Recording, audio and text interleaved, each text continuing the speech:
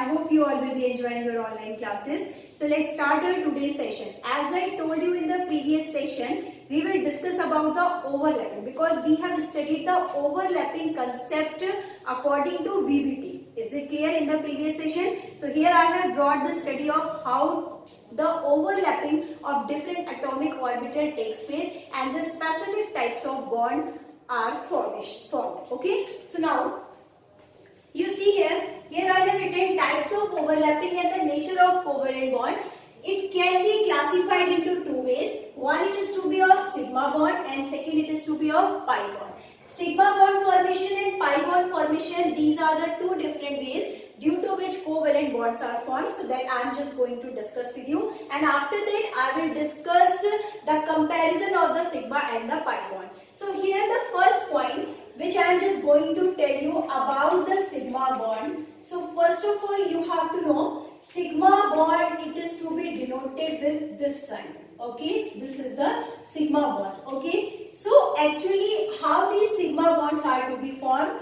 These are formed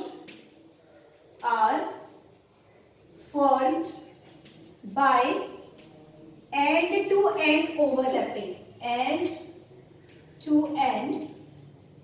overlapping of orbitals along their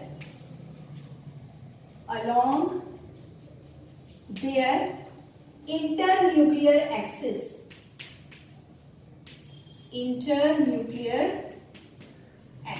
Okay, so this we have to understand. These are formed by end-to-end overlapping of orbital along their internucleus axis.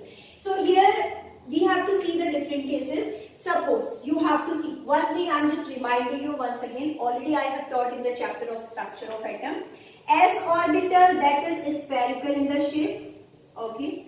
That p orbital, that is dumbbell in the shape. So dumbbell that can be in that x-axis, y-axis or on the z-axis. Z-axis may be off on this. This is for double dumbbell, so that becomes a d orbital.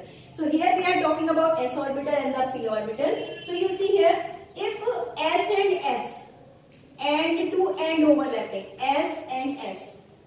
Okay, so this s and s, they are overlapping to each other, then s overlapping will form, and in that case sigma bond will form.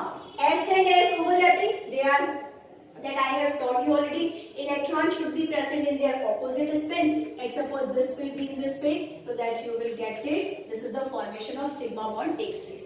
Now the second case, if S and P, so end to end means head to head overlapping will take place. So this is the head to head overlapping. This is s orbital and suppose this is of the p orbital.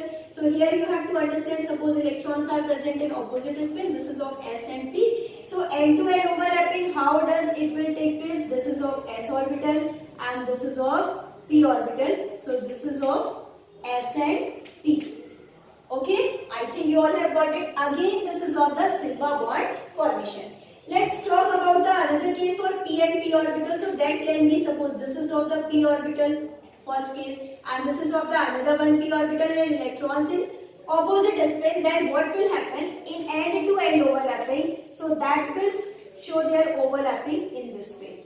So again the sigma bond formation will take place. Okay, so end-to-end or head-to-head means in दोनों के दोनों end आपस में जुड़ेंगे. For SS, SP and this is of PP overlapping is taking place. So as we talk about for pi bond formation, so pi bond, this is to be written in this way, pi bond, or we can write Pi. So pi bond formation, this is to be take place only for sideways, or you can say or lateral overlapping, lateral. This is of lateral. So here you have to understand how the lateral overlapping will take place. Here this is of the one p orbital and this is of the another p orbital. So if they are overlapping, so this lateral overlapping will be in this manner.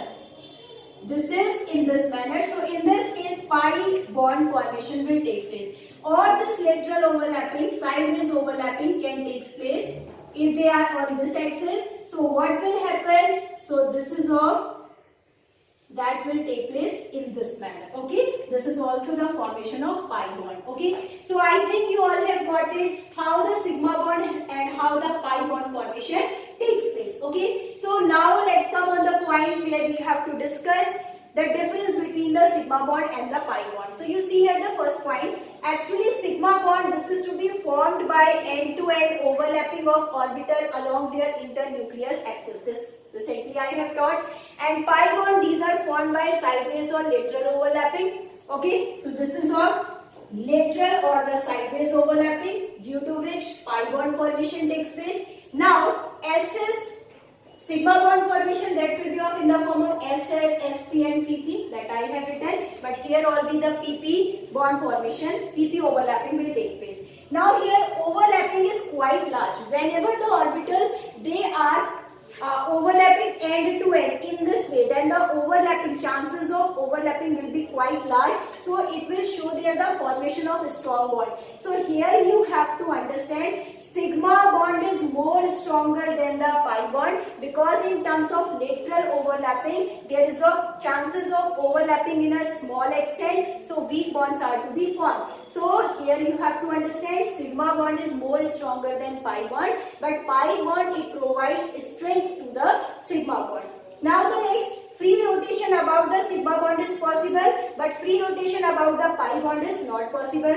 And the last one point which I am going to discuss, electron cloud is symmetrical in terms of sigma bond, but electron cloud is unsymmetrical in terms of pi bond formation. So that was a detailed explanation of how the sigma bond and pi bond form due to the overlapping of atomic orbital in different manners. I hope you all have got it, that comparison of sigma bond and pi bond. And in the next session we are going to start the study of VBT for polyatomic orbital in terms of hybridization. Till then, goodbye and have a nice day.